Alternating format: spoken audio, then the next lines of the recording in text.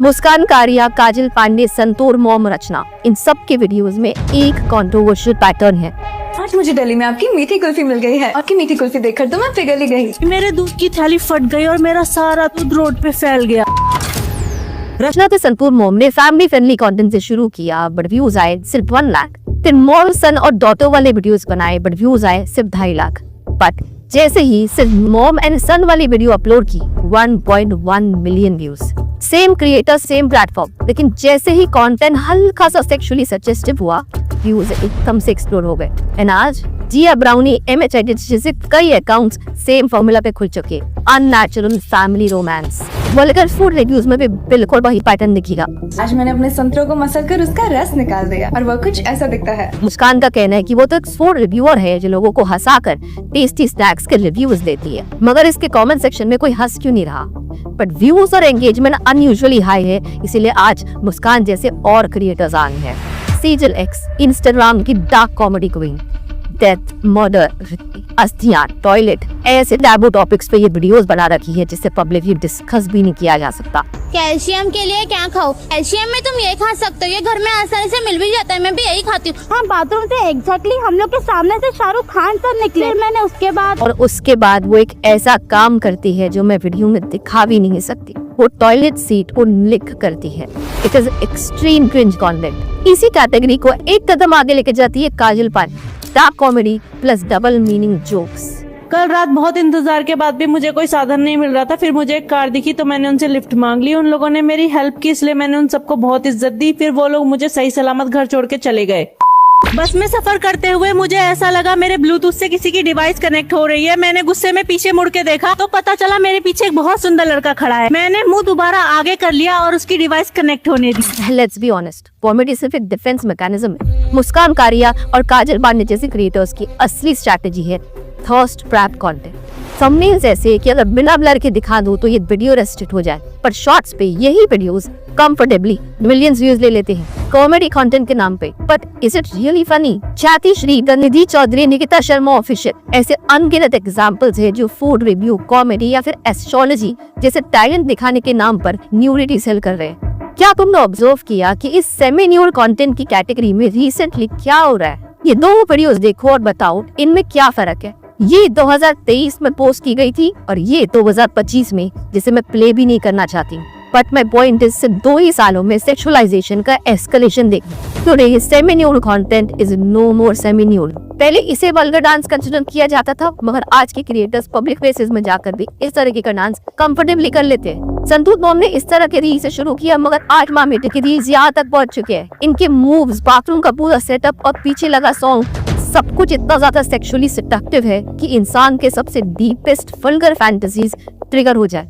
And यही exactly ऐसे content का सबसे बड़ा प्रॉब्लम है। धीरे धीरे ये इंडिया की नेक्स्ट जनरेशन का आइडेंटिटी चेंज कर रहे हैं। इस वीडियो में मैं कई सारे साइंटिफिकली एक्यूरेट रिसर्चेस और एक्सपेरिमेंट्स को साइट करूंगी इस सोशल आइडेंटिटी शिफ्ट को प्रूव करने के लिए। नीचे मैंने डिस्क्रिप्शन में भी उसकी लिंक्स डाल रखी है। मगर साइकोलॉजी समझने से पहले इकोनॉमिक्स पर आते हैं। असली सवाल है ऐसे कंटेंट बनाने वाले क्रिएटर्स का इनकम पोटेंशियल कितना होता है। कई क्रिएटर्स की कुछ महीनों की अर्निंग्स ही काफी लोगों की लाइफ टाइम इनकम से भी ज्यादा होती है। काजल पांडे ने जब यूट्यूब पे शुरू किया, उसकी इनिशियल वीडियोस रिलेटिवली नॉर्मल थी। उनमें से एक वीडियो को करीब 66,000 व्यूज मिले। आती होंगी लड़कियां यहाँ पे नाचने, अपनी खूबसूरती दिखाने, मुझे क्या, मैं तो यहाँ पे लौंडेबाजी करने आ। लेकिन धीरे धीरे कंटेंट का टोन चेंज हुआ, double meaning jokes, semi nudity add हुआ और views, likes and specially shares बढ़ते गए। सेम विद सनाती मित्रा, पहले के रिलेटिवली नॉर्मल वीडियोस को सिर्फ कुछ 2,000-2,500 व्यूज मिलते थे, और उसके बाद जो कंटेंट आया उससे एंगेजमेंट एकदम से स्पाइक हो गया। तो सवाल है कि कोइंसिडेंस है या इन सोशल मीडिया एप्स का डिजाइन? कि मेरे घर के बच्चे नहीं देख रहे इंस्टाग्राम, मुझे लाइक्स आए उसके थ्रू, अगर व्यूज मेरे अच्छे आ रहे तो मैं ब्रांड से मुंह खोल के पैसे मांग सकती हूँ।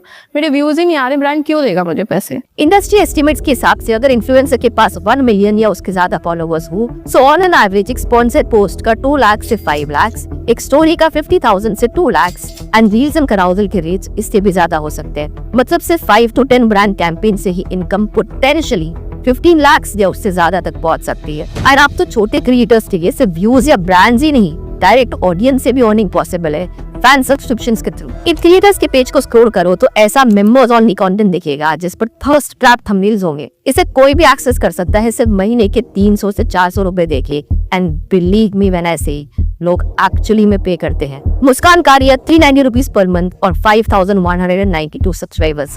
सिंपल कैलकुलेशन करो तो सिर्फ सब्सक्रिप्शन से ही उसकी अर्निंग है more than 20 lakh rupees per month. Chatishree again 390 rupees per month subscription, 1882 subscribers, earning potential 7 lakh rupees per month सिर्फ फैन सब्सक्रिप्शन से। बट सबसे बड़ी आयरनी क्या है जानते हो? मेगा का क्लेम है कि इंस्टाग्राम पर 99% हार्मफुल कंटेंट प्रोएक्टिवली रिमूव हो जाता है। बट 2 साल पहले ही हुए इस एक डैनिश एक्सपेरिमेंट ने प्रूव कर दिया कि हमारे हाथ में मौजूद ये फोन्स कितने डेंजरस हो सकते हैं। रिसर्चर्स ने इंस्टाग्राम पर कुछ फेक अकाउंट्स बनाए जिनमें 13 साल के बच्चों के अकाउंट्स भी शामिल थे। इन सब अकाउंट्स को फिर एक दूसरे से फॉलो करवाया गया ताकि एक क्लोज नेटवर्क बन जाए और फिर इन अकाउंट से 85 पोस्ट को शेयर किया गया। हट नॉर्मल पोस्ट ने रेजर ब्लेड, खून, self harm related books.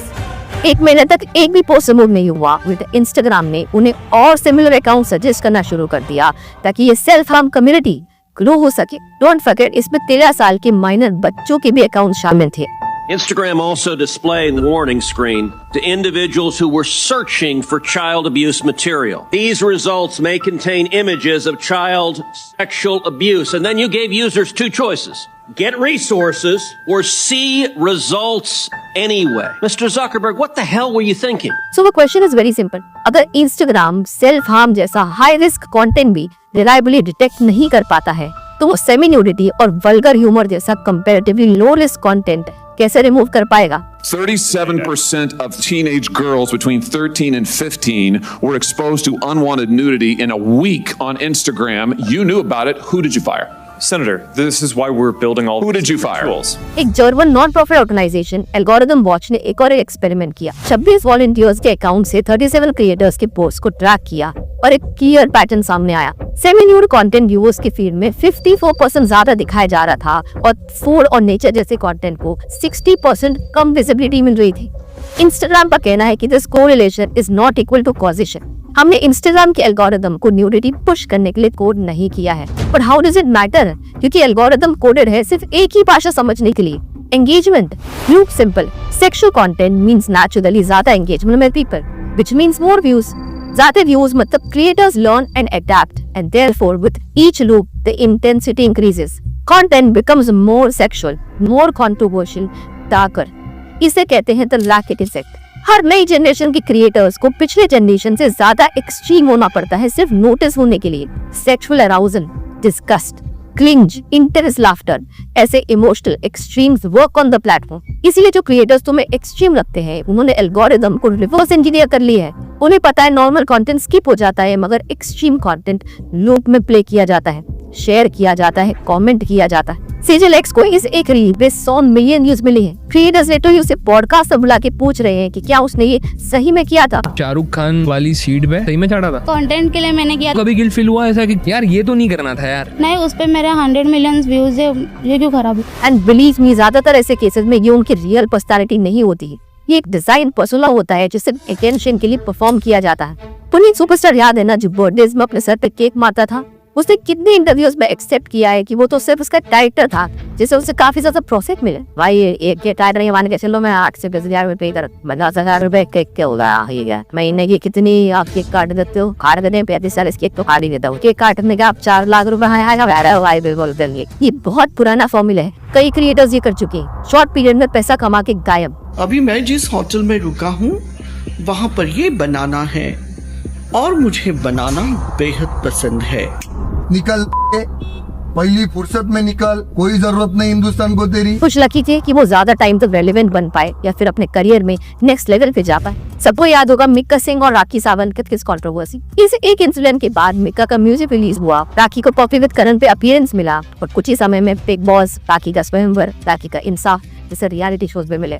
Urfi Javed, Poonam Pandey, Sherlyn Chopra ऐसे अनगिनत प्रूफ्स है कि ये कोई नया फॉर्मूला नहीं है, मगर प्रॉब्लम है कि लोग रील और रियल के बीच का डिफरेंस ही भूल जाते हैं। पहले वो ये खुद इन क्रिएटर्स के लिए भी सेफ नहीं है, रिस्क सिल मोल्ड है। यूपी की लड़कियां जो इस टाइप का कंटेंट बना दी थी, अगर हम दोनों एक दिन के लिए आपके घर पर आ जाएं, तो आप हमें क्या खिलाना पसंद करोगे?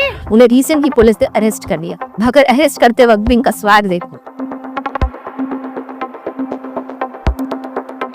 मनीषा डांसर के केस में तो पब्लिक ने उसको अटैक कर लिया। Social media influencer Manisha dancer को लोगों ने सरेआम बुरी तरह पीट दिया है। उसकी फ्रेंड का हाथ फ्रैक्चर हो गया, जो क्लियरली गलत है, लेकिन इसकी दूसरी साइड भी इग्नोर नहीं हो सकती। ऐसे पब्लिक पार्क्स में हर एज के लोग आते, छोटे बच्चे तक, तो सिर्फ रील्स की वायरलिटी के लिए पब्लिक प्लेसेस में ऐसे एक्सट्रीम सेक्सुअल डांस मूव्स करना, क्या ये भी सही है? कई क्रिएटर्स को ओपन डेथ थ्रेट्स मिल चुके हैं। सरेआम इंस्टाग्राम पे, यूट्यूब पे लाइव आकर हमें धमकी दे रहा है मरने की। एंड कुछ केसेस में तो पुलिस ने खुद ही इन पर एक्शन लिया है। An FIR has been filed against a mother for making obscene Instagram videos with her minor son. मेरे फोन दोनों पुलिस वालों के पास, और मेरे को इतना गंदी तरह मार के मेरे पासवर्ड बोलवाया, इतना गंदी तरह मारा, मैंने हाथ भी जोड़े उनके। जेजेलेक्स का कहना है कि उसे घर से बाहर निकलने में डर लगता है। हर वीडियो अपलोड पे लगता है कि शायद ये उसका आखिरी दिन हो सकता है। जब घर से बाहर निकलती हूँ मुझे लगता है कि कोई मुझे मार देगा। वीडियो अपलोड करती हूँ तब तो मुझे लगता है कि मेरा आखिरी दिन है। पर्सनल रिस्क तो एक्सट्रीमली हाई है, क्योंकि इंडियन ऑडियंस और स्पेशली टायर 2 और टायर 3 ऑडियंस, जो ही इनकी लार्जेस्ट व्यूअर बेस भी होती है, उनके लिए अक्सर रील और रियल का गैप बहुत ब्लर हो जाता है। सबको लगता है मैं बहुत पार्टी करती होंगी एंड मेरे 10 बॉयफ्रेंड होंगे, ऐसा लगता है लोगों को। ये चीज बहुत गलत है, लेकिन लोग लिटरली कानून को हाथ में ले लेते हैं। कंचन की हद अनैतिक और अश्लील सामग्री अपलोड करने की वजह से की गई। पर ऐसे कंटेंट का सोशल इम्पैक्ट भी एक्सट्रीमली टॉक्सिक है। डार्क ह्यूमर की बात करें तो ये फिजिकल मोलेस्टेशन, नेक्रोफिलिया जैसे एक्सट्रीम टॉपिक्स को ह्यूमन कॉमेडी में कन्वर्ट करना सिर्फ डिस्गस्टिंग ही नहीं है, बट मल्टीपल रिसर्चेस सजेस्ट करती है कि इससे ऑडियंस की परसेप्शन शिफ्ट होती है और ये इश्यूज ग्रेजुअली सोसाइटी में नॉर्मलाइज होने लगते हैं। एक रिसर्च में अलग अलग लोगों को डिफरेंट सिनेरियोस दिखाए गए जहां रेशियली डिस्क्रिमिनेटरी यानी कि डार्क जोक्स मारे जा रहे थे, और उनसे पूछा गया क्या ये जोक्स आपको मॉरली सही लगते हैं, क्या ग्रुप में ये एक्सेप्टेबल होना चाहिए, एंड क्या आप लोग इसे रोकने की कोशिश करोगे। रिजल्ट काफी इंटरेस्टिंग था। यंगर ग्रुप यानी कि जिसमें थोड़े कम उम्र के लोग थे, उन्होंने कहा ये गलत है और इसे रोकना चाहिए। लेकिन ओल्डर एडोलेसेंट्स यानी कि 15-16 साल के बच्चों ने कहा कि हाँ गलत तो है, लेकिन अगर ग्रुप हंस रहा है तो ये एक्सेप्टेबल। यहाँ पर एक शिफ्ट दिखता है। मॉरल जजमेंट वही रहता है, लेकिन बिहेवियर डिसाइड होता है ग्रुप के रिएक्शन से, और इसी को कहते हैं सोशल कंफर्मिटी। जब लोग सही या गलत से ज्यादा उनका ग्रुप कैसे रिएक्ट करता है उसके हिसाब से खुद का बिहेवियर या आइडेंटिटी बनाते हैं। एंड इंस्टा, यूट्यूब जैसे प्लेटफॉर्म्स में यही ग्रुप है पूरा सोशल मीडिया। हर एक लाइक, हर एक कमेंट लोगों को धीरे धीरे कंडीशन कर रहा है कि ऐसे सेंसिटिव इश्यूज पे मजाक करना, ऐसे वल्गर रील्स को लाइक करना नॉर्मल है, इसमें कोई बुराई नहीं है। स्पेशली बच्चों को कंडीशन कर रहा है जिनकी आइडेंटिटी अभी भी फॉर्म हो रही है। गाइस मेरा पुराना चार्जर खराब हो गया था, तो इसलिए अब मैंने नया चार्जर लिया है और ये कभी खराब नहीं होता। कुछ क्रिएटर्स के रील्स तो इतना प्रोवोकेटिव होते हैं कि कमेंट्स पढ़ोगे तो लगेगा कि शायद सारी लड़कियां ऐसी ही होती है। लिटरली इनके कमेंट्स पे लड़कों को लग रहा है कि all girls are asking for it. अरे क्या हो गया भैया?